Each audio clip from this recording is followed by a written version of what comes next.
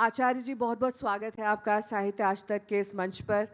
और मुझे लग रहा है कि बहुत सारे ऐसे आपके अनुयायी हैं और बहुत फॉलोअर्स हैं जो सिर्फ आपको ही यहाँ पर सुनने और देखने के लिए आए हैं। तो मैं इस पूरे जो सेशन की शुरुआत है वो सूरदास जी का लिखा एक भजन है। सबसे ऊंची प्रेम सगाई दुर्योधन की मेवा त्यागी, साग विदुर घर पाई जूठे फल सबरी के खाए, बहुविधि प्रेम लगाई सबसे ऊंची प्रेम सगाई। तो मेरा प्रश्न यही है कि सनातन धर्म में आप प्रेम को किस रूप में देखते हैं? धन्यवाद आपको आज तक को इस सुंदर संवाद के आयोजन के लिए, और उन लोगों को भी जिनका आपने उल्लेख किया कि वे सुनने के लिए यहाँ उपस्थित हैं।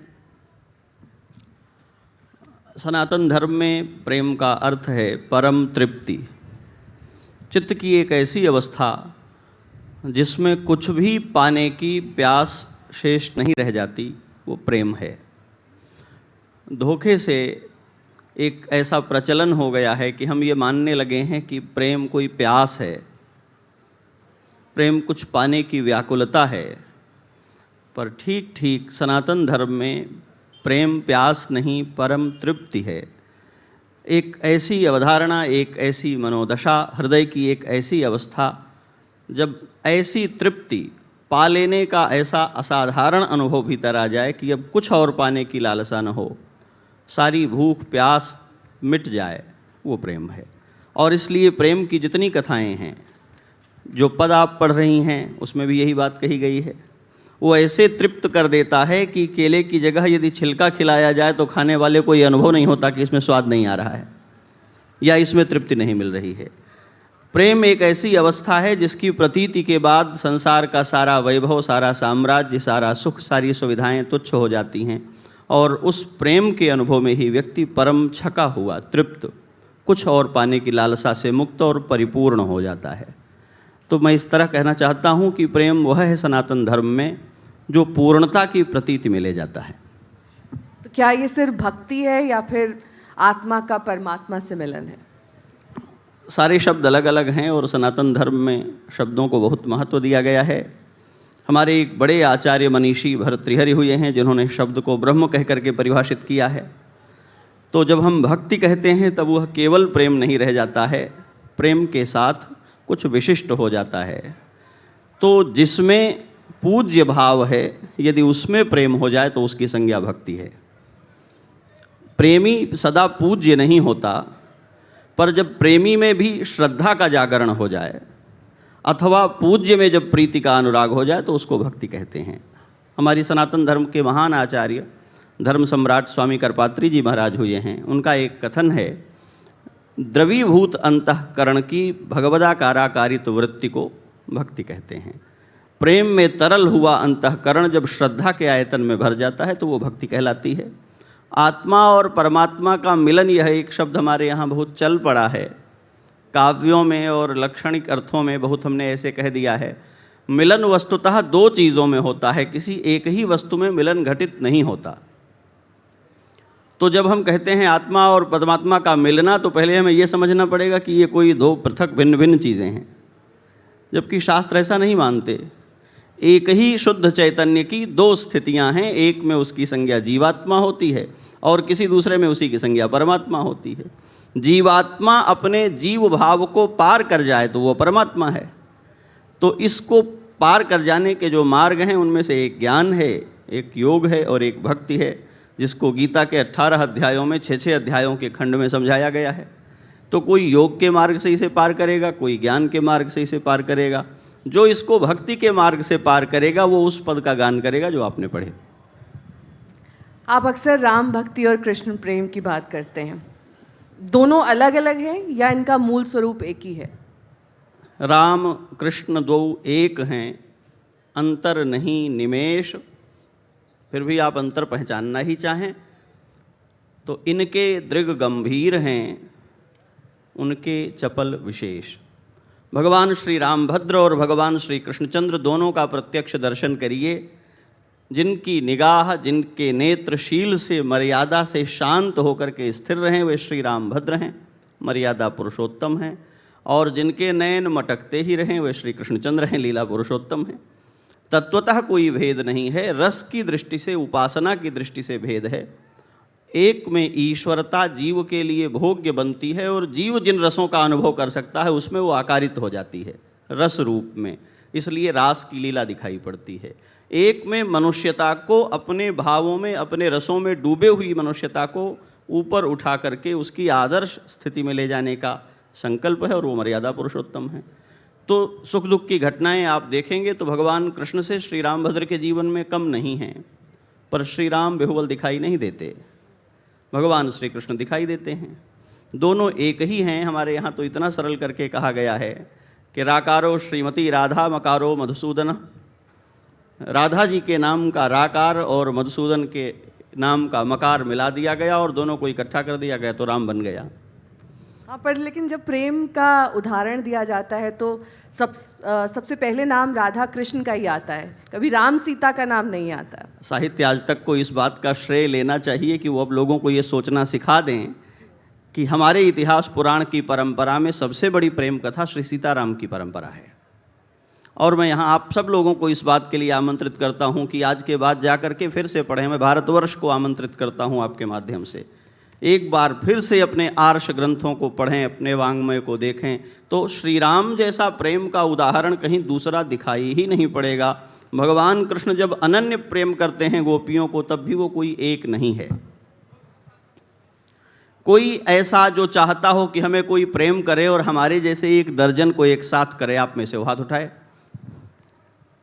क्या हम ये कल्पना करते हैं कि कोई अपने प्रेमी से ये चाहता है कि वो मुझको प्रेम करे तो मेरे साथ 150 और को भी करे? भगवान कृष्ण ने जब प्रेम किया तब भी गोपियाँ अकेली नहीं हैं, जब विवाह किया तो पत्नियाँ अकेली नहीं हैं। और भगवान श्री रामभद्र एक बार श्री जानकी के प्रति उनका अनुराग पुष्पवाटिका में, एक बार वेदलोक की मर्यादा में उनका विवाह, विश्व के इतिहास में ऐसा प्रेम कहीं दूसरा दिखाई नहीं पड़ेगा कि श्री रामभद्र ने श्री जानकी की प्रतिमा बिठा करके अपने अश्वमेध पूरे कर लिए, धर्मशास्त्र के सिद्धांतों को किनारे रख दिया। एक बार जिसका अंगीकार देवताओं को, पितरों को, गुरु को, हृदय को साक्षी मान कर लिया, उसकी जगह किसी और को दे नहीं सकते। ये श्री रामभद्र ने किया। और केवल प्रेम स्त्री और पुरुष में ही परिभाषित नहीं किया जाना चाहिए, एक बात ये भी है। ये थोड़ी व्याधि सी हमारे भीतर है कि प्रेम का अर्थ ये है कि दो विपरीत लिंगियों के संदर्भ में बात की जाए, स्त्री पुरुषों के संदर्भ में बात की जाए। प्रेम मानवीय चरित्र है।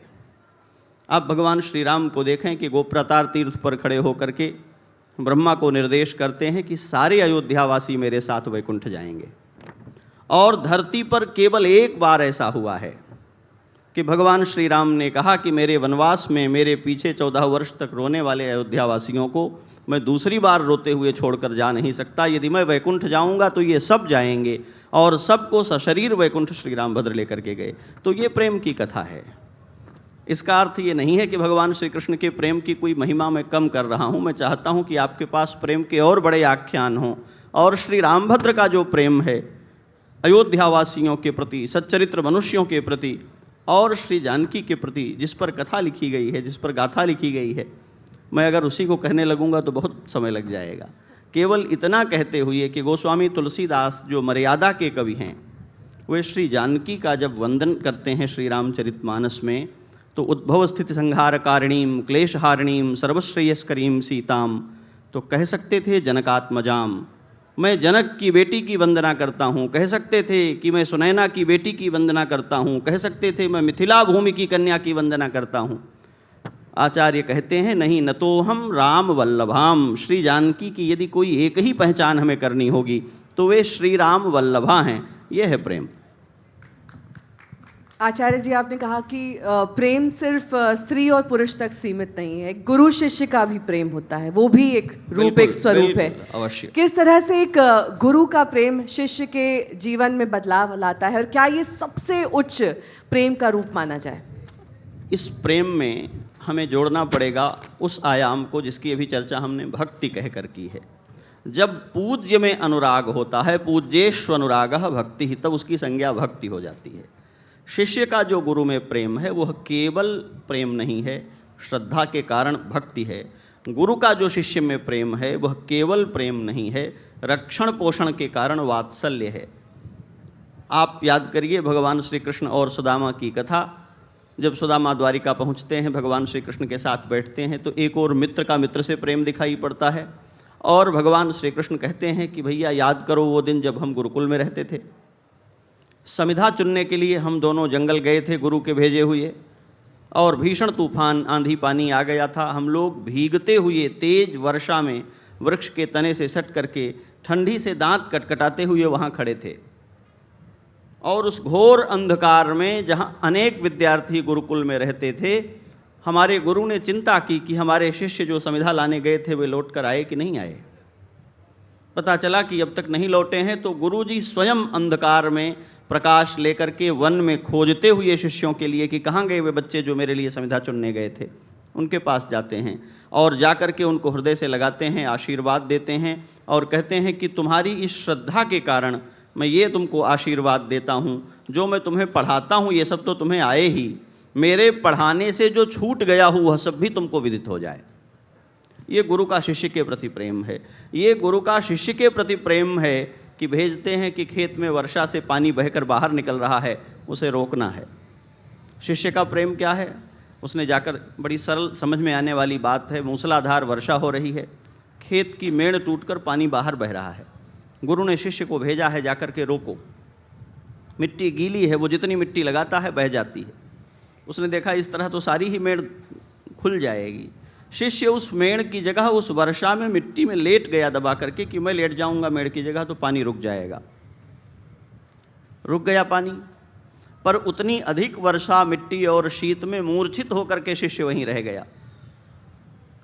और फिर गुरु जाते हैं, कृपा करते हैं, उसको जगाते हैं, सचेतन करते हैं, स्वस्थ करते हैं और कहते हैं कि आज से तुम्हारा नाम तुम्हारे पिता का नाम ही नहीं होगा, तुम्हारे गोत्र का ही नाम नहीं होगा। गुरु की सेवा में तुमने इस मिट्टी की क्यारी में इस मिट्टी के बहने को रोकने के लिए यहाँ लेट करके सुरक्षा की है और फिर इस मिट्टी का उद्दालन करके खड़े हुए हो। आज से विश्व तुमको गोत्र पर्वर से ही नहीं उद्दालक के नाम से जानेगा। और गुरु ने अपने शिष्य को उसकी इस योग्यता से विश्व में प्रतिष्ठित कर दिया, उपनिषद के ऋषि होकर के विद्यमान हैं। तो सनातन परंपरा में प्रेम सर्वत्र उपस्थित है, पर वो अपने बर्तन के अनुसार आकार बदल लेता है। प्रेम तरल होता है ना, तरल पदार्थ की विशेषता है, जिस बर्तन में रख देंगे उसके आकार का हो जाएगा। जल को आप कलश में रख दें तो कलश के आकार का हो जाता है, बोतल में रख दें तो बोतल के आकार का हो जाता है, ग्लास में रख दें तो ग्लास के आकार का। तरलता की विशेषता ये है, वो अपने आयतन में आकारित हो जाता है। प्रेम तरल है और इसलिए वो जिस आयतन में उतरता है वैसा आकार ले लेता है। माँ के अंतःकरण में उतरता है तो वात्सल्य बन जाता है, गुरु के अंतःकरण में उतरता है तो आशीष बन जाता है, मित्र के अंतःकरण में उतरता है तो सहयोग बन जाता है, प्रेमी प्रेमिका के अंतःकरण में उतरता है तो अनुराग और समर्पण बन जाता है। तो एकलव्य का अंगूठा देना प्रेम का सर्वोच्च भाव था या उसको किसी और तरीके से भी प्रकट किया? बहुत बड़ा बलिदान था। मैं सोचता था कि इस बड़े उदाहरण को कहे बिना रह जाऊं तो भी ठीक है, लेकिन अब आप उसको सुनना चाहते हैं तो एक गुरु ने अपनी पूरी पहचान को बलिदान कर दिया केवल इसलिए कि मेरा शिष्य प्रतिष्ठित हो जाए। जो नरेटिव हमें दिए गए हैं भारतीय आर्ष साहित्य को कुंठित होकर पढ़ने के, उसके बाहर निकलने की आवश्यकता है। और ये बहुत अच्छा समय है कि हम फिर से अपने पाठों को ठीक से पढ़ें। जब हम कहते हैं कि एकलव्य असाधारण योद्धा है, तब हमें ये बात ध्यान देनी होगी कि महाभारत में जो लोग लड़ रहे थे और जो मर गए और जिनका नाम हम नहीं जानते, वे योद्धा नहीं थे क्या? महाभारत के युद्ध में जो लोग लड़े, जो लोग मरे, उनकी पहचान कहाँ होने वाली है और क्या होने वाली है? जिस संख्या के योद्धाओं ने महाभारत में बलिदान दिया है, क्या उनका दशांश भी हम जानते हैं? हम महाभारत में मरने वाले योद्धाओं का 100वां हिस्सा भी नहीं जानते।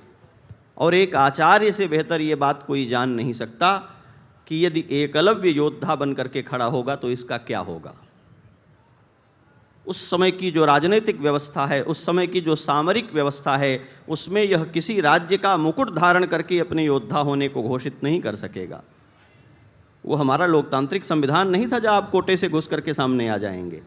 उस समय के संविधान में तो जो जिस माध्यम से आ सकते थे उसी से आ सकते।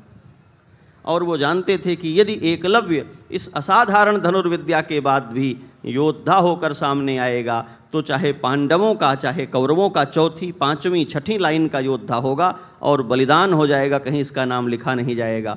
मेरी प्रतिमा बिठा करके जिस शिष्य ने धनुर्वेद का ऐसा अभ्यास किया है, मैं क्या कर सकता हूं कि यह सर्वग्रासी महायुद्ध इसके चरित्र को खा नहीं जाए। और द्रोणाचार्य ने उससे कहा कि तुम शस्त्र नहीं उठाओगे, संधान नहीं करोगे। कथाओं ने कहा कि अंगूठा काट लिया है। क्या मिला होगा द्रोणाचार्य को अंगूठा काट करके? और जब हम महाभारत पढ़ने जाते हैं और महाभारत पढ़ते हुए हम ये देखते हैं कि एक गुरु ने एक शिष्य का अंगूठा काट लिया और 5000 साल बाद वो अंगूठा भारत देश के चिंतकों को जीने नहीं दे रहा है, तब हमें फिर से महाभारत पलटना चाहिए। हमारे इतिहास का सबसे गौरवशाली गुरु आंख बंद करके पुत्र शोक में बैठा है और उसका मस्तक काट लिया गया है, उस पर बात क्यों नहीं होती? वो कौन है? क्या हम केवल इसी तरह बात करेंगे कि जो मरा था वो किस वर्ग में आता है, उसके आधार कार्ड में क्या लिखा है, उसके परिवार रजिस्टर में क्या लिखा है? साहित्य ऐसे नहीं बात करता। साहित्य बात करता है मानव जीवन के रसबोध पर, मानव जीवन के मूल्यबोध पर। और यदि महाभारत में किसी शोकग्रस्त मौन होकर बैठे हुए गुरु का मस्तक काट लेने की कोई बात नहीं होती, तो शिष्य का अंगूठा काट लेने की बात करना केवल पाखंड हो जाएगा। हमें सारे प्रसंगों पर बात करनी पड़ेगी। और तब मैं नहीं समझता हूँ कि द्रोणाचार्य ने कहा कि बेटे तुम अंगूठा काट दो। द्रोणाचार्य ने कहा, वत्स तुमने जिस धनुर्विद्या का अनुसंधान किया है, ये धनुर्विद्या अंततः युद्ध में विजेता होने या बलिदानी होने पर जाकर ही पूरी होती है। धनुर्विद्या खेल नहीं है। हम आज से नहीं समझ सकते कि जो हमारे यहाँ शूटर्स हैं वो क्या करते हैं। सबसे अच्छे निशानेबाज सेना में नहीं जाते, स्टेडियम में खेलते हैं, पैसा पाते हैं, नाम कमाते हैं। आप अवगत हैं ना? सबसे अच्छे निशानेबाज निशाना लगाने किसी काम के लिए नहीं जाते, मैदान में बनाए हुए निशाने पर मारते हैं तीर। आज भी आपके यहाँ धनुर्विद्या की शिक्षा दी जाती है। वो धनुर्वेद किस काम का है? वो केवल खेल है। महाभारत काल में धनुर्विद्या खेल नहीं थी। वो या तो मर जाने में और या तो जीतने में चरितार्थ होती थी, तीसरा कोई मार्ग नहीं था। और तब एक आचार्य देख रहा था कि इस विद्या को पुरस्कृत करने की योजना हमारे पास नहीं है, इसको कैसे बचाया जा सकता है। और यदि हम ईमानदार होकर के द्रोणाचार्य एकलव्य का प्रसंग पढ़ेंगे तो हमारे पास एकलव्य को याद करने की केवल एक कथा है कि गुरु ने अंगूठा कटवा लिया था। मैं समझता हूँ यदि द्रोणाचार्य ने एकलव्य को निशस्त्र नहीं किया होता तो आज हम एकलव्य पर बात ही नहीं कर रहे होते। अंगूठा कटवाया था ऐसा मेरा मत नहीं है। उन्होंने वचन लिया था तुम युद्ध नहीं करोगे, और जो युद्ध नहीं करता है उसके धनुर्धर होने का कोई अर्थ नहीं है। इस कथा को नरेटिव के माध्यम से पढ़ते हुए हमारे सामने ऐसे ला दिया गया कि ओ हो, एक सवर्ण कोई गुरु था, एक कोई ब्राह्मण गुरु था, एक कोई असवर्ण कोई अब्राह्मण शिष्य था और उसने उसका अंगूठा कटवा लिया था। हमें अपने पाठ फिर से ठीक से पढ़ने पड़ेंगे, तब हमको पता चलेगा महाभारत में जो योद्धा खड़े हैं वो किस आधार पर खड़े हैं। वहाँ जाति व्यवस्था काम कर रही थी पर वो योद्धा के योग्य खड़े थे। जब आप परीक्षाएं देखेंगे महाभारत में शिष्यों की, जब उनकी प्रतियोगिताएं देखेंगे, तब आपको ये बात स्पष्ट हो जाएगी कि वहाँ किसी भी तरह की योग्यता को पुरस्कृत करने का एक सामाजिक ढांचा है। ये तब भी था और ये अब भी है। जो सेलेक्ट हो जाते हैं, हमारी व्यवस्था उनकी योग्यता को ही पुरस्कृत करती है। दशमलव नंबर से जो सिविल में छूट जाते हैं ना, वो प्राथमिक पाठशाला के अध्यापक होने का धक्का खाते हैं। फिर कोई नहीं मानता है कि आधे नंबर से कम जो हुआ है वो अयोग्य है और जो एक आधे नंबर ऊपर था वो योग्य है। पर व्यवस्था क्या करती है? व्यवस्था कुछ मानकों के भीतर चुनती है। आचार्य देखता है मानक इस शिष्य को चुन नहीं पाएगा और इसकी विद्या इसका काल बन जाएगी, इसकी रक्षा कैसे हो सकती है। और एक आचार्य ने अपने शिष्य की रक्षा कर ली है। इस अर्थ में इस कथा को पढ़ा जाना चाहिए। आचार्य जी, ईश्वर के प्रति प्रेम को कैसे व्यक्त करें? क्योंकि काफ़ी व्याख्या मुश्किल है, कम शब्दों में यहाँ पर जो समय है उसमें ही बताना मुश्किल है। लेकिन मैं चाहूँगी आप ये बताइए कि जो लोग एक एक घंटा पूजा करते हैं, क्या वही असली ईश्वर प्रेम है, या फिर मन से ईश्वर को चंद सेकेंड्स ही याद कर लेना अपने आप में प्रेम के मायने हैं उसके भी? कई सारे प्रश्न कठिन इकट्ठा कर दिए हैं आपने, मैं एक एक करके कहता हूँ। नहीं, मैं जानना चाहती हूँ मूर्ति पूजा क्या ज़रूरी है? बहुत आवश्यक है, परम आवश्यक है। मूर्ति पूजा परम आवश्यक है, ये कह करके तो मैं बाकी बातें कहूँगा। पहली बात तो ये कि आपने प्रारंभ किया कि ईश्वर के प्रति प्रेम को कैसे व्यक्त करें, तो मैं प्रार्थना करूंगा प्रेम को किसी भी प्रकार व्यक्त न करें। प्रेम व्यक्त करने के लिए नहीं, अनुभव करने के लिए होता है, और जब भी वो व्यक्त किया जाएगा तो खतरे में पड़ जाएगा। हम दुनिया में जितनी भी मूल्यवान चीज़ें हैं उनको बचा कर रखते हैं। देवियाँ विशेष रूप से जानती हैं, महंगी ज्वेलरी लॉकर में रखी जाती है, और प्रेम से ज़्यादा मूल्यवान जीवन में कुछ है ही नहीं। है प्रेम जगत में सार और कुछ सार नहीं। आप प्रेम को खुले में लेकर घूम नहीं सकते। श्रीमद् भागवत महापुराण में गोपियों का कृष्ण के प्रति जो प्रेम है उसको काम शब्द से अभिहित किया गया है। इसकी बड़ी व्याख्या है, और आचार्य अनुसंधान करते हुए टीका में कहते हैं कि वो काम नहीं है, प्रेम है। तो आप प्रेम क्यों नहीं कहते? क्योंकि प्रेम बहुत गोपनीय है। तो प्रेमैव गोपरामाणाम काम इत्यगमत प्रथाम, गोपियों में जो प्रेम था उसको छिपाने के लिए काम शब्द का उपयोग किया गया, जैसे हीरे की ज्वेलरी को मखमल के डिब्बे में रखा जाता है। तो पहले तो ये कि किसी के भी प्रति जो प्रेम है उसका अनुभव करें, प्रेमास्पद के सम्मुख निवेदन करें, व्यक्त न करें। व्यक्त करने में नज़र लग जाती है, एक बात।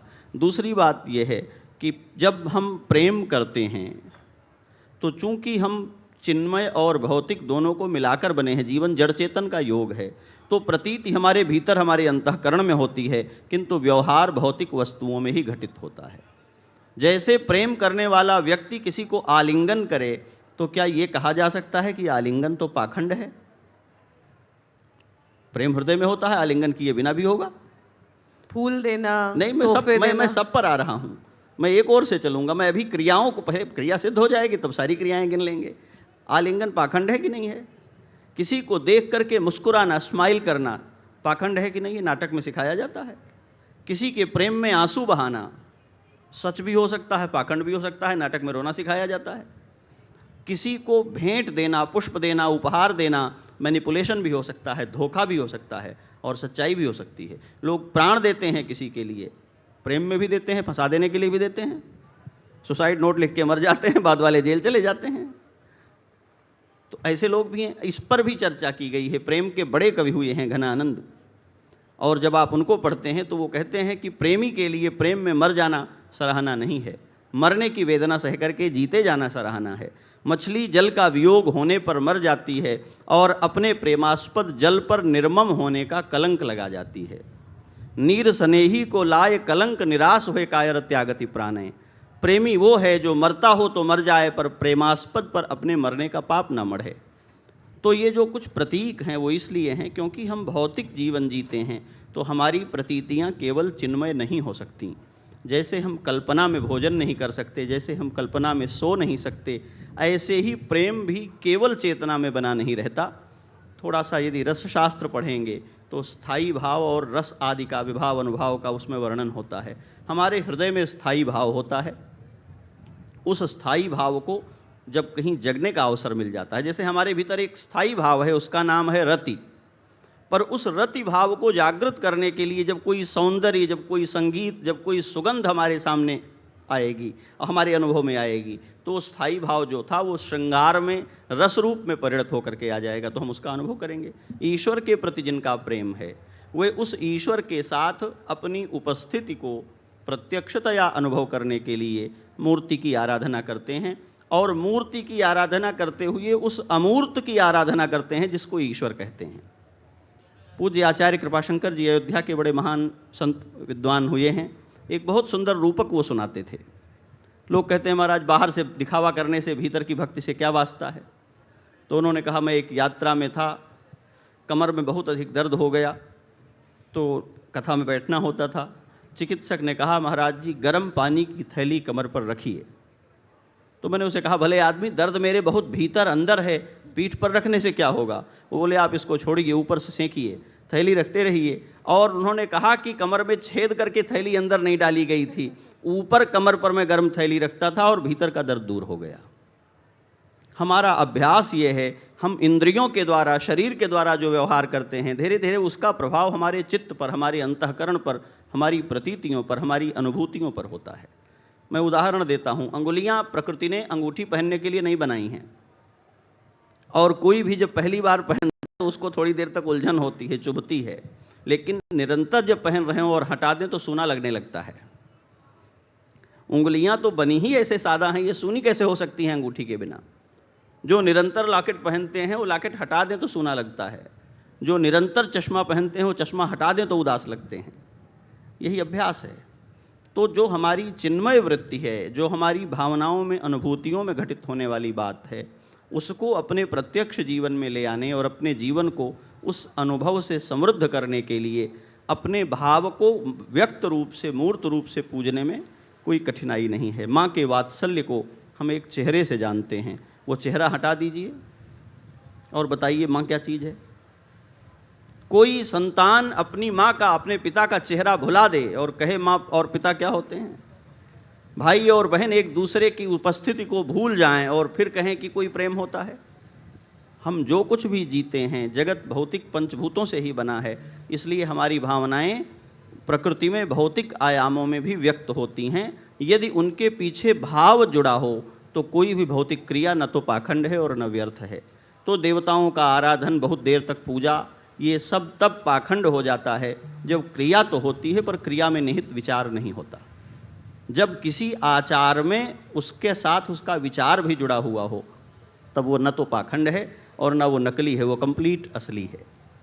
जब हम क्रिया करते हैं और क्रिया के साथ भाव का योग नहीं होता तब वो क्रिया पाखंड हो जाती है और झूठी हो जाती है। तो आज की युवा पीढ़ी के लिए आप क्या कहेंगे, क्योंकि आप भी यूट्यूब पर मौजूद हैं, आपके भी बहुत सारे फॉलोअर्स हैं, मैंने देखा है। युवा पीढ़ी तो अपना प्रेम ही व्यक्त करती है आचार्य जी सोशल मीडिया के माध्यम से, इंस्टाग्राम पर चीज़ें डालने के लिए। सांसारिक और भौतिक जिन चीज़ों की आप बात कर रहे हैं उनके प्रति आकर्षण है, उनमें तो आध्यात्मिक प्रेम नहीं दिखता है आज के दौर में। जो मिलेनियल्स हैं या जेनजी हैं, ये अब आगे जाकर जो असली प्रेम है और जिसकी व्याख्या आप कर रहे हैं वो कहीं ना कहीं विलुप्त होने जा रहा है, आप मानते हैं? पहले तो प्रेम असली और नकली नहीं होता, या तो वो होता है और या तो नहीं होता है। जिसे आप नकली कहते हैं वो प्रेम है ही नहीं। तो असली नकली का कोई संकट नहीं है। हमारी युवा पीढ़ी पहले की पीढ़ियों की अपेक्षा कुछ अधिक समृद्ध है, कुछ अधिक स्मार्ट है, कुछ अधिक इक्विप्ड है, कुछ अधिक स्किल्ड और कार्यक्षम है। लेकिन कठिनाई क्या है, जब आप कहीं डीजे बज रहा हो उसके पास खड़े हों तो अपनी ही आवाज़ अपने आप को सुनाई नहीं देती। जीवन में आपाधापी बढ़ी है। युवा पीढ़ी जीवन की बहुत सारी इच्छाओं, प्राप्तियों के द्वंद्व के एक ऐसे कोलाहल में पहुंच गई है जहां उसे लगता है बिना जोर से बोले कोई सुनता ही नहीं। आप कभी कल्पना करें कि जब बहुत सारे लोग बोल रहे हों तो अपने आप आपकी आवाज़ कुछ तेज हो जाती है।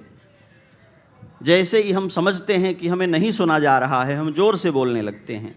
युवा पीढ़ी एक ऐसी क्राइसिस के सामने है जब बहुत सारा तनाव है, बहुत सारे चाहने वाले, बहुत सारे चाहे जाने वाले, और एक द्वंद्व पैदा हुआ है। जीवन को मशीनों के बहुत अधिक सहयोग के कारण एक अवांछित रफ्तार मिल गई है।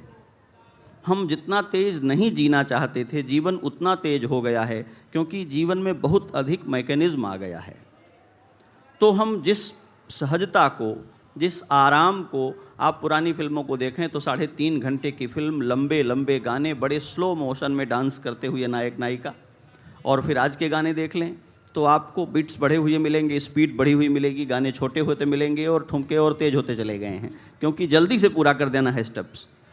ये जो अंतर, मैं ये उदाहरण में कह रहा हूँ, ये जो अंतर आया है युवा पीढ़ी को, इसने थोड़ा असुरक्षा बोध से भरा है।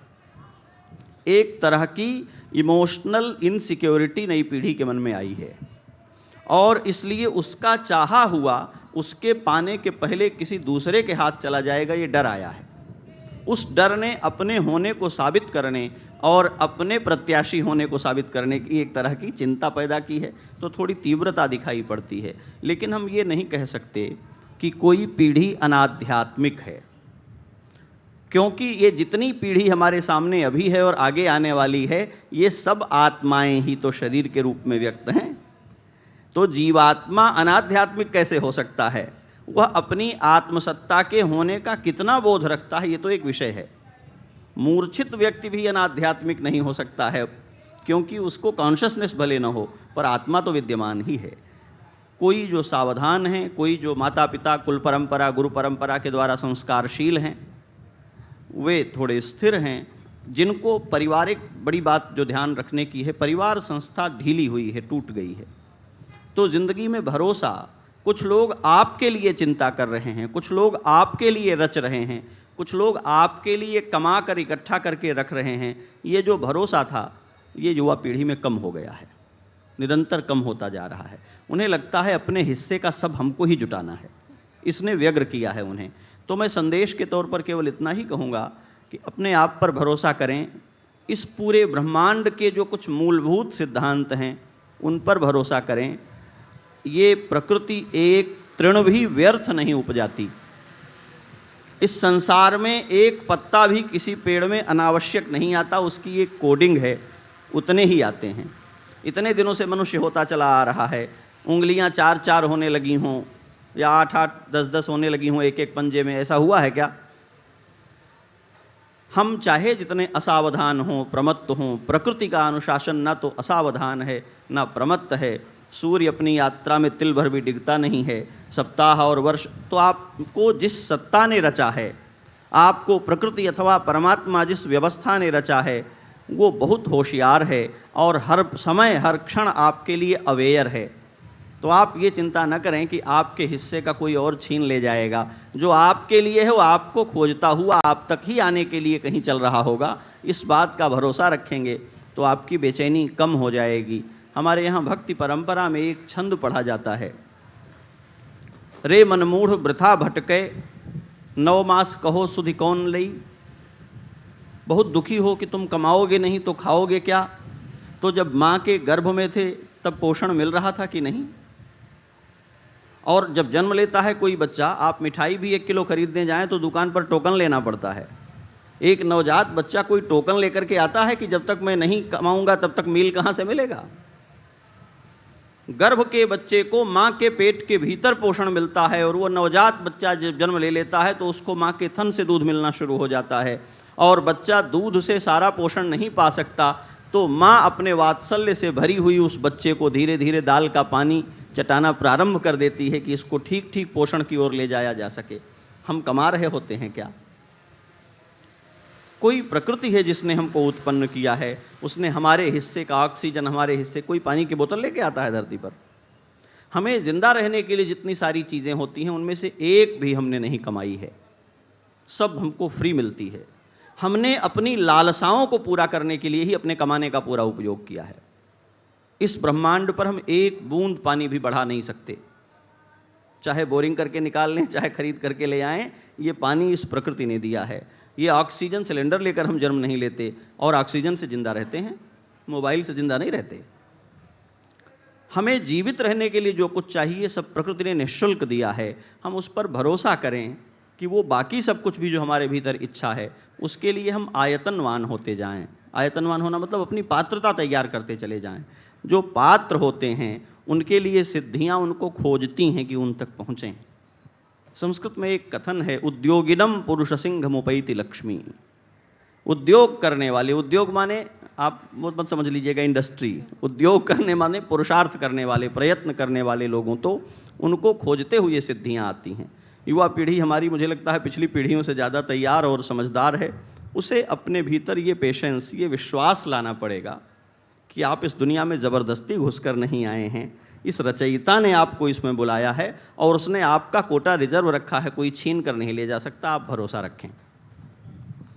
आपने प्रेम की अलग अलग प्रकार की व्याख्या करी और गुरु प्रेम के बारे में बताया, ईश्वर के प्रति प्रेम। लेकिन आचार्य जी, आजकल लोग अपने जो फॉलोअर्स हैं उनके माध्यम से अपने प्रेम का व्याख्या कर लेते हैं कि अगर हमारे 1 मिलियन से ज़्यादा फॉलोअर्स हो गए इंस्टा पर, फेसबुक पर, तो हमें बड़ा प्रेम मिल रहा है, वहीं तक दुनिया सीमित है। अब ऐसे लोगों में आपकी अभी भी उम्मीद बाकी है कि उनमें भी आध्यात्मिक प्रेम कहीं ना कहीं होगा। तो ये लोग वास्तविक जीवन में अकेले हैं, अकेलेपन से संघर्ष कर रहे हैं, कहीं ना कहीं डिप्रेशन की समस्याएं, सुसाइड करने की समस्याएं, ये क्यों बढ़ती जा रही हैं? प्रेम का अभाव ही तो है आचार्य जी। नहीं, ये प्रेम नहीं है। पहले तो मैं ये स्पष्ट कर दूं कि ये जो फॉलोअर्स की भूख है, मैं उस यात्रा का यात्री नहीं हूँ। आपने कहा आपके बहुत सारे फॉलोअर्स हैं। नहीं, मैंने कहा कि कुछ लोग आरंभ में भी आपने हाँ, परिचय में भी कहा था, तो आपके- उस समय मैंने प्रतिवाद इसलिए नहीं किया था कि ये आपके सद्भाव हैं, सद्भाव स्वीकार करने चाहिए। अब मैं चाहता हूं कि ये भी स्पष्ट हो जाए। अगर यूट्यूब वाले बदल करके फॉलोवर्स की जगह कोई दूसरा नाम रख दें तो मैं पसंद करूंगा। मैं किसी को फॉलोवर नहीं बनाता। गुरु परंपरा से, आचार्य परंपरा से मुझे एक ऐसे मठ का दायित्व मिला है जिसके शिष्य देश भर में हैं। पीढ़ियों पुरानी शिष्य परंपरा है और मैं प्रार्थना करता हूं कि मैं शिष्य बनाने से बच रहा हूं, मुझे छोड़ दीजिए। हम फॉलोवर्स बनाने में लगे हैं, खुद हमें किन चीज़ों को फॉलो अप करना था जो हमारे होने को जस्टिफाई करेगा, उससे चूक गए हैं। यही तो समाज का सबसे बड़ा संकट है। जिनको लगता है कि बिलियन मिलियन फॉलोवर्स होने से हम वैलिड हो जाएंगे, वे गुरु कहलाने के योग्य नहीं हैं। उन्हें नहीं कहना चाहिए खुद को गुरु। ये सारा संसार मुझे भूल जाएगा तो भी मैं वही हूँ जो हूँ, ये भारतीय ज्ञान परंपरा है। ये विश्वास हमें दिया गया है और इसलिए हम ये सोचते ही नहीं हैं कि ये प्रेम के कारण हो रहा है। लोकतंत्र ने धीरे धीरे हमारे आत्मतंत्र को, हमारे धर्मतंत्र को कुंठित किया है। लोकतांत्रिक योजना ने धीरे धीरे ये बताया है, राजनैतिक योजना ने धीरे धीरे ये बताया है कि जिसके साथ बहुत बड़े समर्थक खड़े हैं अधिक संख्या में, उसकी बात जायज़ नाजायज़ होने के प्रश्न के बाहर चली जाती है, उसके साथ लोग डील करते हैं। और सबसे ज़्यादा बड़ी व्याधि इस देश में राजनीति से आई है। क्यों? इस देश में उसे सरकार कहा जाएगा जिसके वोटर ज़्यादा होंगे, वो कितना भी भ्रष्ट हो। उसे विजेता कहा जाएगा जिसके ज़्यादा वोटर्स होंगे, क्योंकि अधिक लोगों ने उसको मत दिया है, इसलिए ये सिद्ध है कि वो ठीक है। इस कुंठा ने धीरे धीरे धीरे, ये संक्रामक बीमारी थी, ये धर्म क्षेत्र तक फैल गई है और धर्मोपदेष्टा भी समर्थन जुटाने की व्याधि से ग्रस्त हो गए हैं। उसका एक अर्थतंत्र भी है।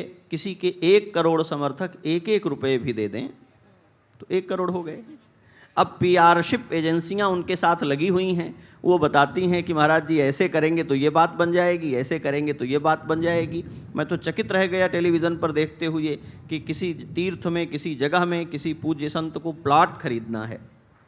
पूरे प्लॉट का पेमेंट कोई एक व्यक्ति नहीं कर सकता, तो पर स्क्वायर फीट उन्होंने कहा दान कर सकते हैं आप, और काम बन गया, क्योंकि 1-1 स्क्वायर फीट का दान करने वाले श्रद्धालु बहुत थे। ये जो व्याधि आई है, मैं इसको व्याधि बड़ी विनम्रतापूर्वक कहता हूँ। किसी का तिरस्कार करना मेरा लक्ष्य नहीं है। मैं उसी पहचान से आता हूँ, वही धार्मिक पहचान मुझ जैसे लोगों को भी वैलिड करती है, तो मैं उसको तिरस्कृत करने के लिए नहीं कहता। पर मैं इस बात से दुखी हूँ। ये प्रेम नहीं है, ये प्रपंच है। अपने पीछे भीड़ खड़ी करके अपने सही गलत को पुष्ट करना और जिन भौतिक सिद्धियों और उपादानों के महत्व को कम करने के लिए धर्म जीवन में एक संतुलन लाता था, धार्मिक क्षेत्र के प्रतिनिधि भी उन भौतिक सिद्धियों को अंगीकार करके, उनके महत्व को स्वीकार करके धार्मिक अवधारणा को ही प्रश्न चिन्ह में ला दे रहे हैं। ये चिंता की बात है, तो मैं उसका अनुमोदन नहीं कर सकता। ये प्रेम नहीं है। आचार्य जी, किसी का नाम लिए बगैर मैं जानना चाहूँगी, शंकराचार्य की उपाधि कैसे मिलती है? इसको लेकर हाल ही में विवाद हुआ, आपकी इस पर क्या राय है? सबसे पहले तो मैं ये कहूँगा कि ये मेरे लिए बहुत दुखद है, लज्जास्पद है। मैं बार बार सोचता हूँ कि मैं इस पर बात ही न करूँ। एक पंक्ति है ना कि कह भी नहीं सकते और चुप रह भी नहीं सकते, रहा भी ना जाए सहा भी ना जाए। हाँ, तो एक ऐसी स्थिति है। ये न कहें पर नहीं कहते हैं, तो बहुत सारे लोग चाहते हैं कि महाराज जी आप कुछ कहेंगे तो हमें भी एक सोचने का मार्ग मिलेगा। शंकराचार्य परंपरा इस देश की बड़ी पवित्र परंपरा है, जिसने हमारी सहस्राब्दी ने भारत को चरित्र में, धर्म में, वेदांत के बोध में स्थिर करके रखा है। कालक्रम से हर चीज़ का ह्रास होता है, परंपराओं का ह्रास हुआ है, उनकी विश्वसनीयता का भी ह्रास हुआ है। मान्य पीठों में जिन आचार्यों की नियुक्ति केवल आचार्य गद्दी और धार्मिक सिद्धांत करते थे, उनमें न्यायालयों का भी प्रवेश हुआ है, मुकदमे बने हैं, वहाँ से निर्णय आए हैं, वैलिड इनवैलिड होने के प्रश्न आए हैं। तो ये तो तय है कि हम लोग कहीं अपनी ज़मीन से खिसक गए। पर एक दूसरी बात यह है कि जब एक पद्धति बनी है कि आचार्य अपने जीवन काल में आचार्य घोषित करता है, अपना उत्तराधिकारी घोषित करता है, और घोषित करने के साथ ही विद्वत परिषद और उस पूरी परंपरा के जो प्रामाणिक कुछ 3-4 संस्थान हैं उनको सूचित करता है। उसकी एक पद्धति है, उस पद्धति के द्वारा पट्टाभिषेक होता है। सभी आचार्य आकर के उसको अपना धार्मिक सैद्धांतिक अनुमोदन देते हैं और समाज के और शिष्यों के सामने ये ख्यापित हो जाता है कि अब ये आचार्य होंगे। ये हमारे सामने है, 2 पूज्य पीठों में हमें ये दिखाई पड़ रहा है। 2 पूज्य शंकराचार्य पीठों में दोनों जगह उत्तराधिकारी घोषित किए गए हैं, उनके जीवन काल में प्रत्यक्ष है। तो जब जैसा होना चाहिए वैसा नहीं होता, तब वैसा होने लगता है जैसा नहीं होना चाहिए। ये इसका उदाहरण है।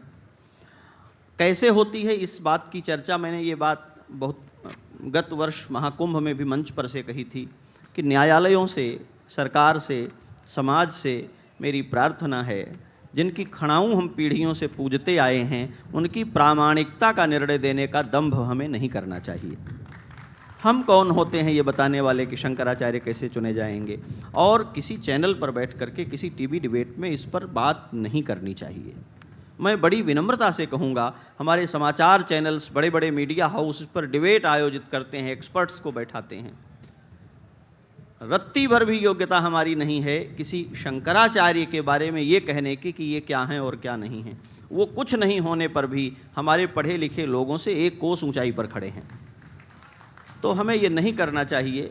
जिन धार्मिक अधिष्ठानों ने पीढ़ियों से भारत के स्वाभिमान की रक्षा की है और जिनकी खड़ाऊं हम पूजते आए हैं, जिनका पांव धो करके हमारा समाज पीता आया है, जब मंच लगाकर तमाशा होता है कि ये हैं कि नहीं हैं, तो ये बहुत लज्जास्पद है।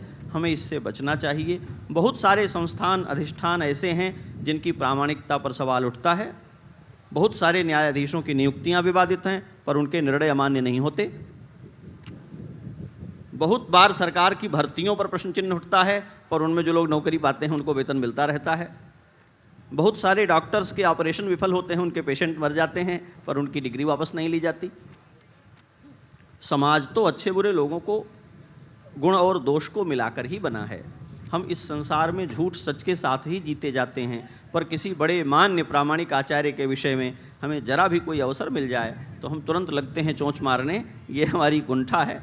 मैं समझता हूँ हम लोगों को शंकराचार्यों की प्रामाणिकता पर बात नहीं करनी चाहिए, और जब हमारे मन में कोई द्वंद्व उपस्थित हो तो द्वंद्व को छोड़कर हमें भगवत पाद श्रीमदाद्य शंकराचार्य को स्मरण करना चाहिए, जिन्होंने अपने अनुग्रह से, अपने वैदुष्य से भारत को भारत बनाया, और भूल जाना चाहिए कि आज क्या चल रहा है। तो ये महाकुंभ और माघ मेले जैसे आयोजन में सनातन धर्म की जो एकता है वो प्रेम के माध्यम से कैसे दर्शाई जाए? वो प्रेम के माध्यम से ही प्रकट हो रही है, इसको खोजना नहीं है। आप रेखांकित कर दें तो काम बन जाएगा। करोड़ों करोड़ लोग बिना निमंत्रण पत्र के वहाँ पहुँचते हैं। पुलिस कहती है रास्ता बंद है, तो वो कहते हैं पैदल जाएंगे, और पैदल भी उनको 10 बार घुमाया जाता है। मैंने लिखा है इस पर, आप पढ़ेंगे तो आपको आनंद आएगा। सिर पर इतना भार उठाया हुआ है, बिछाने के पुआल की चटाई, जलाने की लकड़ी, दान देने का और पका कर खाने का अन्न, घर से ढो करके जो भीड़ लेकर के आती है, रात में 12 बजे 1 बजे आप लोग करते ही हैं। आप सड़कों पर निकल जाइए, लोहे की पट्टियों पर नंगे पांव चलते हुए हजारों हजार आबाल वृद्ध नर नारी घूम रहे हैं, भटक रहे हैं। उनको पता नहीं है कहाँ तक पहुँचना है, संगम कहाँ है, गंगा कहाँ है। पुलिस वाले जाने नहीं देते, उन पर भी दबाव है। लगातार सूचना आती है कि जनसंख्या बढ़ती जा रही है, भीड़ बढ़ती जा रही है। उन्हें कोई परवाह नहीं है। क्यों आते हैं? क्योंकि इनको तीर्थराज प्रयाग से प्रेम है। सादर मज्जहि सकल त्रिवेणी, पीढ़ियाँ वहाँ नहाती चली आई हैं। मैं बार बार कहता हूँ, कुंभ व्यवस्था का उत्सव नहीं है, माघ व्यवस्था का उत्सव नहीं है, आस्था का उत्सव है। व्यवस्था का काम वहाँ झाड़ू लगाना है। तो जब कुंभ का और माघ का हम दर्शन करते हैं तो हमारा ध्यान इस बात पर जाना चाहिए कि यह आस्था का और प्रेम का उत्सव है। चूँकि बहुत बड़ी जनसंख्या वहाँ आती है और व्यवस्था पर बहुत बड़ा भार रहता है, इसलिए आस्था से आए हुए लोगों को भी चाहिए कि वे व्यवस्था के साथ समझौता करें। हम भी वहाँ होते हैं, अपना शिविर लगता है, रोज़ पैदल चलकर स्नान करने जाते हैं। केवल इसलिए नहीं कि पास लगा है तो हम गाड़ी से जा सकते। खुद को लज्जा होती है। जिस सड़क पर बच्चों को साथ लिए हुए वृद्धाएं ठोकर खाने के डर के बावजूद पैदल चल रही हैं और चलने की जगह नहीं मिल रही है, गाड़ी पर पास चिपका है, इसलिए जब आप अंदर बैठ करके हॉर्न बजाते हैं ना, तो अपनी मनुष्यता शर्मसार होती है। हम क्यों नहीं चल सकते? जो जनता रेलवे स्टेशन से उतरती है और गंगा तट तक पैदल आती है और लौटकर स्टेशन तक पैदल जाती है, सड़क के किनारे बिछा करके सोती है और रहती है, उसी जनता के घर से आई हुई भिक्षा खा करके हम साधु होने के नाते जब उसके सिर पर पांव रख करके चलना चाहते हैं तो हमारी साधुता का ध्वंस हो जाता है। इस समाज ने पीढ़ियों तक हमको कंधे पर बिठाए रखा है। इसका अर्थ ये नहीं है कि हम अपनी मनुष्यता को भूल जाएं। मेरे पूज्य गुरुदेव कहते थे, तुम्हारे प्रति श्रद्धा रखने वाले तुमको भगवान कहेंगे, इससे उनका कल्याण हो जाएगा। तुम भी अपने को भगवान मत मान लेना, नहीं तुम्हारा बेड़ा गर्क हो जाएगा। जिस जनता के धूल में लौटते हुए जिस भारतीय समाज के घर का आटा चावल आता है, तब मठों के भंडारे चलते हैं। मठों को ये पहचानना चाहिए कि हम इनके सिर पर पांव रखकर न चलें। वो हमें पूजा देते हैं इसलिए नहीं कि हम इतने महान हैं, इसलिए कि ये रंग, इसलिए कि ये तिलक, इसलिए कि ये भगवदीय उपादान पीढ़ियों से पूजे जाते रहे हैं। हम इनकी प्रामाणिकता के प्रति गंभीर नहीं होंगे तो इनकी पूज्यता खंडित हो जाएगी। वो आस्था का मेला है। व्यवस्था आस्था को बनाए रखने के लिए वहाँ होती है। आस्था और व्यवस्था को सामंजस्य में रहना चाहिए, यही मेरी प्रार्थना है। रामचरितमानस या फिर किसी और ग्रंथ में आपका सबसे प्रिय प्रेम प्रसंग क्या है और इसके पीछे की वजह क्या है? ये तो बड़ा कठिन विषय है। ये वैसे ही है जैसे किसी माँ से पूछा जाए कौन सा बच्चा सबसे प्रिय है। सबसे छोटा होता है शायद। नहीं, ये एक बायोलॉजिकल विषय, एक जैविक घटना है। इस पर चर्चा आई है, मैं उसमें जाऊंगा नहीं अभी। लेकिन ये माँ ही जानती है कि उसे सब प्रिय होते हैं। सबसे छोटा वाला सबसे प्रिय क्यों होता है, इसकी भी बड़ी लौकिक कथाएं हैं, मैं उसमें जाऊंगा नहीं बहुत। मैं अपने स्वरूप की सीमा में कुछ बातें कहूँगा। एक प्रसंग श्री रामचरितमानस का जो मैं चाहता हूँ कि मैं कहूँ, और इसलिए भी कहूँ कि मैंने उसको कई बार पहले भी इस प्रश्न के उत्तर में दोहराया है, तो वो मेरे चित्त में टिका हुआ है। श्री जानकी जी श्री रघुनंदन के साथ पीछे पीछे चल रही हैं वन मार्ग में। वन में निवास करने वाली स्त्रियां चाहती हैं कि इनसे थोड़ी बात करें, संकोच करती हैं, क्योंकि वन में बसने वाले वनवासी और राजाधिराज के पुत्र श्री रामभद्र, भले उन्होंने वलकल पहना है लेकिन देखने में पता चलता है कि ये कुछ विशिष्ट हैं। तो वो आपस में बहुत बातचीत करती हैं कि ये बहुत सुंदर हैं और इनके साथ जो ये देवी हैं ये भी बहुत सुंदर हैं। स्त्रियों का सहज एक कुतूहल है, जानना चाहती हैं कि ये कौन है। स्त्री एक है, पुरुष दो हैं। इस युग में तो सब जस्टिफाइड है, उस युग में ये चिंता थी कि एक स्त्री है, दो पुरुष साथ चल रहे हैं, संबंध क्या होगा। तो मानस में और कवितावली में गोस्वामी जी ने इसका बहुत सुंदर चित्रांकन किया है। स्त्रियां संवाद में पुरुषों की अपेक्षा अधिक कुशल होती हैं, जल्दी संवाद स्थापित कर लेती हैं, क्योंकि उनमें संवेदना का वेग अधिक होता है। वो जाती हैं, प्रणाम करती हैं। अब प्रणाम करने पर एक शील है कि जो चल रहा है वो रुके। जानकी जी रुक गई हैं और वे उनसे प्रश्न करती हैं, स्वामिनी अविनय क्षम अभी हमारी। देवी, हमारे अविनय को क्षमा करना, हम चलते हुए आपको रोक रहे हैं रास्ते में। आपके मन में ये प्रश्न होगा कि हम आपको क्यों टोक रहे हैं, क्यों कहा हम आपकी अपनी हैं, आपको अपना मानती हैं, इसलिए रोक रही हैं। प्रश्न है कि आप हमें अपना क्यों मान, प्रेम क्या है। मैं नहीं चाहता कि मैं इसको प्रेमी प्रेमिका के अर्थ में बताऊं, पति पत्नी के अर्थ में बताऊं, मैं आपको किसी प्रेम कथा से प्रेम बताऊं, ये बहुत जड़ हो चुका है। मुझे अज्ञेय याद आते हैं जो कहते हैं कि मैं अपनी प्रेयसी को कुमुदनी और कमल और चंद्रमा नहीं कहना चाहता हूँ। क्यों? कहा ये उपमान बुरे नहीं हैं, इनका रंग उतर गया है, इतना घिस दिया गया है इनको। हर मुखड़े को चंद्रमा, चंद्रमा दुखी हो गया है अपने ऊपर, तो मैं नहीं कहना चाहता हूँ। क्या कहना चाहते हो? तो कहा लहलहाती हुई हरी दूब कह सकता हूँ, या अभी अभी खिली हुई बाजरे की कलगी कह सकता हूँ। तो मैं चाहता हूँ कि आपको दिखाऊं कि वो स्त्रियाँ कहती हैं कि देवी हम आपसे कुछ पूछ रही हैं। किस अधिकार से पूछ रही हो? कहती हम आपसे अलग नहीं हैं। क्यों नहीं हैं? कहा हम वन में जन्मी हैं, विपन्न माता पिता की संतानें हैं, जिसके साथ हमारा विवाह हुआ है, उसके जीवन का जो सुख दुख है, विवाह की साथ निभाने की प्रतिज्ञा के कारण हम उसको अंगीकार करके तद्वत हो जाती हैं। आज राजाधिराज की बेटी होकर के, रघुकुल जैसे राजवंश की राजवधू होकर के भी जब उसी प्रतिज्ञा के अधीन घर से नहीं निष्कासित किए जाने पर भी आप अपने प्रेम का निर्वाह करने के लिए अपने पति के पीछे नंगे पांव वन के मार्ग पर चल पड़ी हैं, तो हमें लगता है कि हम में आप में कोई भेद नहीं है, इसलिए हम आपको अपना मानकर बिलग न मानब। आप नागरी हैं, हम गंवारी हैं, लेकिन हम आप बिल्कुल एक भाव भूमि पर जीने वाली हैं। तो हमारा प्रश्न ये है कि आप बताइए कि आपके साथ चलने वाले कौन हैं। और बड़ी प्रशस्ति करती हैं।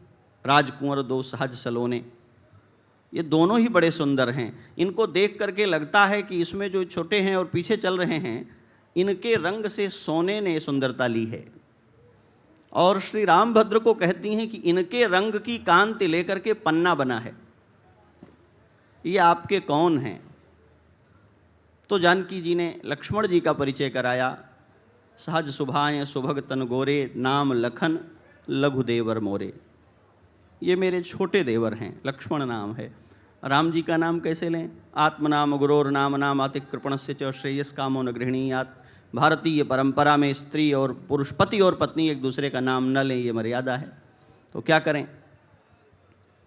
बहुरी बदन विधु अंचल ढांकी, अपने धोती का घूंघट आंचल सिर पर खींच करके राम जी की ओर से नेत्रों को छिपा करके मुख को, और नेत्रों का संकेत करके, स्त्रियां ज़्यादा ठीक से जानती हैं कि ये मेरे वो हैं, जो मुद्रा है, तो बता दिया कि ये पति हैं। और उस भाव में जो वनवासिनी स्त्रियों का जानकी जी से है। एक और छंद आप देखेंगे, रास्ते में चल रहे हैं और प्यास लगी है। राम जी ने कहा है कि रुकेंगे तो देर होगी, धूप तेज है, धीरे धीरे चलते रहो। लक्ष्मण जी को कहा है कहीं से जल ले आओ। लक्ष्मण जी जल ले आने के लिए चले हैं और जानकी जी रोकती हैं राम जी को। खड़े रहने पर नीचे की बालू से पांव तपते हैं, चलते रहने में आराम है, पर वे कहती हैं कि नहीं नहीं, हम यहाँ रुकेंगे।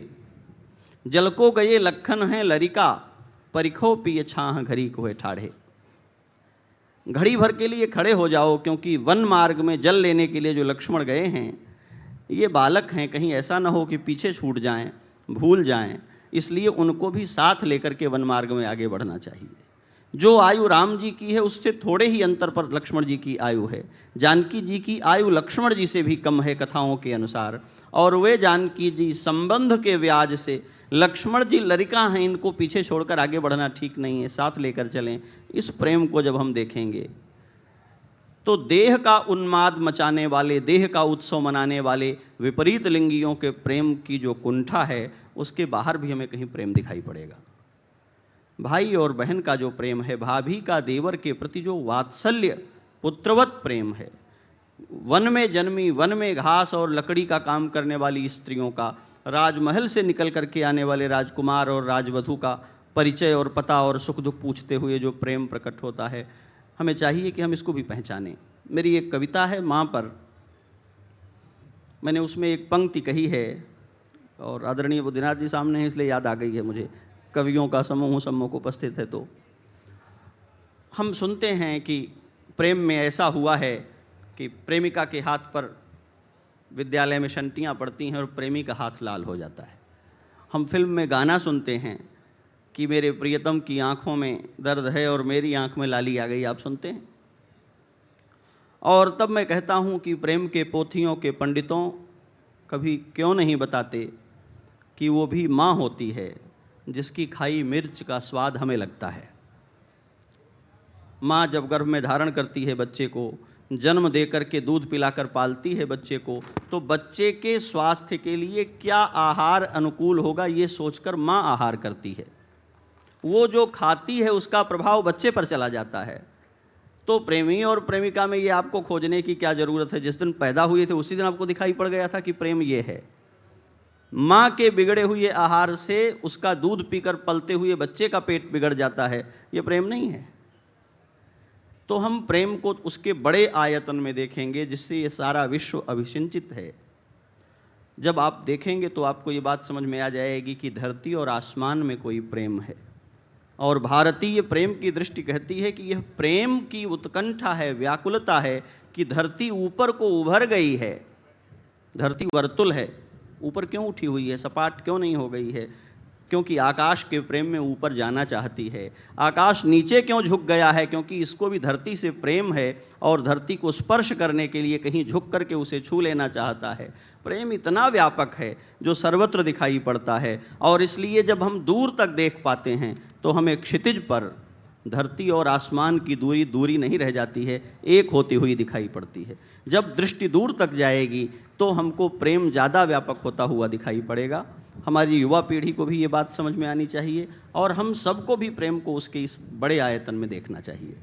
बहुत बहुत शुक्रिया आचार्य जी इस मंच की शोभा बढ़ाने के लिए और प्रेम की इतनी बेहतरीन व्याख्या करने के लिए। आपका बहुत बहुत धन्यवाद। आपको भी धन्यवाद। इस पूरे परियोजना के लिए बहुत सारा साधुवाद। सभी को जय सिया राम।